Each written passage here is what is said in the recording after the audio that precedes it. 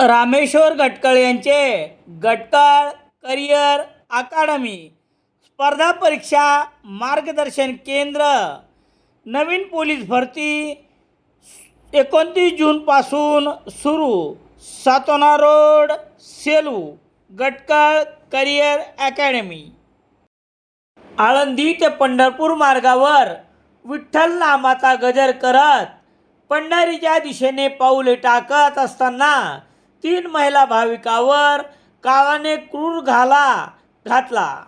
पुण्याजवळ सासवड जेजुरी मार्गावर एका 70 वर्षीय आजारी ट्रकच्या चालकाच्या हाती स्टिअरिंग दिल्याने हा अपघात होऊन 3 महिला वारकऱ्यांना आपला जीव गमवावा लागला. यामुळे या माऊल्यांना विठुरायाच्या भेटीची आस अपुरीच राहिली आहे. या अपघातात सांगली जिल्ह्यातील मिरज तालुक्यातील 3 महिला वारकऱ्यांचा जागीच मृत्यू झाला, तर अन्य 4 जण जखमी झाले आहेत. या हृदयद्रावक घटनेची माहिती प्रसारमाध्यमावर आल्यानंतर पालखी सोहळ्यातील भाविकासह संपूर्ण महाराष्ट्रात शोककळा पसरली. संत ज्ञानेश्वर महाराजांची पालखी बोरावके मळा येथे विसावली होती. तेथून पुढे 12 किलोमीटर अंतरावर बेलसर टोलनाक्याजवळ हॉटेल शिवदा लॉजिंग समोर सोमवारी सकाळी 8:30च्या सुमारास ही दुर्घटना घडली. प्रशासनाने वारकऱ्यांच्या सुरक्षेसाठी रस्त्याची डावी बाजू पायी चालणाऱ्यासाठी तर उर्वरित बाजू वाहनासाठी राखीव ठेवली होती. नांदेड जिल्ह्यातील लोहा येथील एका दिंडीचा ट्रक उजव्या बाजूने जेजुरीकडे जात असताना चालकाने पुढच्या वाहनाला ओव्हरटेक करण्यासाठी अचानक गाडी डावीकडे वळवली.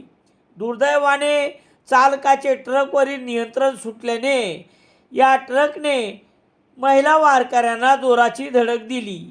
या भीषण दुर्घटनेत मिरज तालुक्यातील 3 महिलांचा जागीच मृत्यू झाला.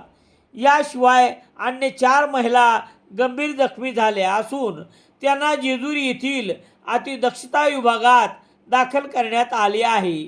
दरम्यान उपमुख्यमंत्री सुनीत्रा पवार यांनी दिली तात्काळ भेट. उपमुख्यमंत्री सुनीत्रा पवार यांनी जेजुरी रुग्णालयात जाऊन जखमी वारकऱ्यांची विचारपूस केली. मयताच्या नातेवाईकांना प्रत्येकी 5 लाख रुपयाची मदत आणि जखमीवर शासनाच्या वतीने मोफत उपचार करण्याचे निर्देश संबंधितांना देण्यात आले आहे. या घटनेमुळे संपूर्ण महाराष्ट्रात हळहळ व्यक्त करण्यात येत आहे.